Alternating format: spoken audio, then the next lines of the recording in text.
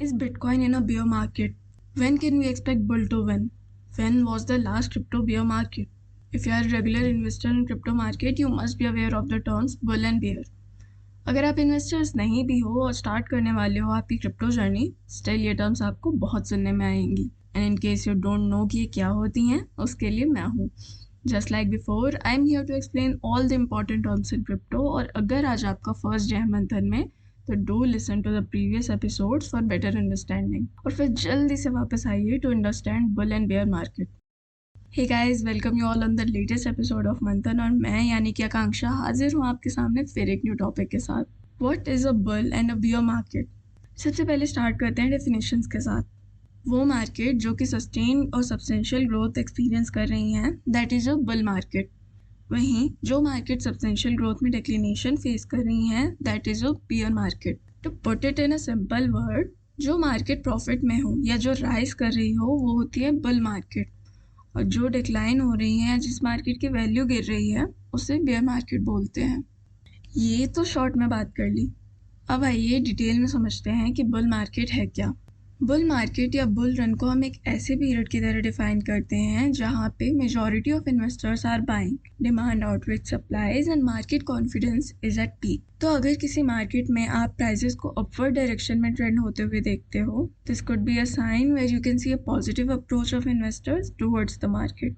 और जब एक बार कोई इन्वेस्टर बुलिश या ऑप्टिमिस्टिक हो जाता है मार्केट के लिए, this marks the beginning of bull market. वो इन्वेस्टर्स जो ये मानते हैं कि प्राइस आगे इंक्रीज़ होगा, उन्हें बुल कहा जाता है. जैसे जैसे इन्वेस्टर्स का कॉन्फिडेंस राइज होता है, वैसे ही पॉजिटिव फीडबैक लूप भी इमर्ज होता है, जिससे बाकी इन्वेस्टर्स भी इन्वेस्ट करने के लिए अट्रैक्ट होते हैं. This helps in the rise of market. अब ये तो हो गई बिगनिंग की बात. But what marks the end of a bull market? हर बुल मार्केट के दौरान you can see some fluctuations, dips and corrections along the way. अब इसे ईजिली ही मिस इंटरप्रेट किया जा सकता है as the end of bull market. पर यहाँ भी जिन इन्वेस्टर्स को नॉलेज है मार्केट की, they believe in buying the dip. इसका मतलब ये होता है कि अगर मार्केट प्राइस लो है किसी कॉइन का, तो you can purchase that coin and wait for the value to rise again. पर वहीं कुछ इन्वेस्टर्स ने ये भी पढ़ा हुआ या समझा हुआ होता है कि बुल मार्केट हमेशा नहीं रहते, तो वो पहली डिप में अपनी इन्वेस्टमेंट मार्केट से विदड्रॉ करने लगते हैं. और फिर आगे कोविड टाइप सिचुएशन आए तो ये डर और बढ़ जाता है और एक शार्प डाउनवर्ड मूवमेंट मार्केट में देखने को मिलती है.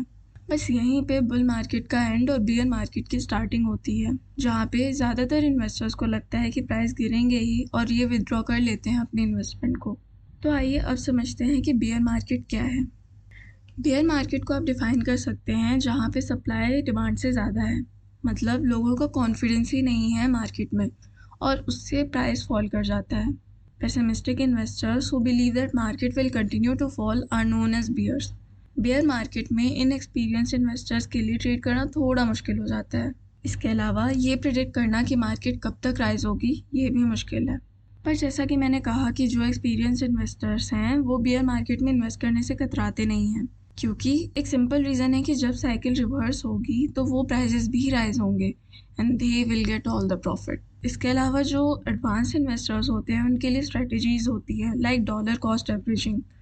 इसमें you can invest a set amount of money से $20 एवरी वीक और मंथ, चाहे एसेट राइज हो या फॉल. इससे रिस्क डिस्ट्रीब्यूट हो जाता है जब आप बुल या बियर किसी भी मार्केट में इन्वेस्ट करते हो. और फिर इन दी एंड जैसे जैसे इन्वेस्टमेंट्स बढ़ने लगती हैं, बियर मार्केट का एंड और बुल मार्केट की स्टार्टिंग हो जाती है फिर से. सो ये थी डिटेल में बुल और बियर मार्केट की मीनिंग.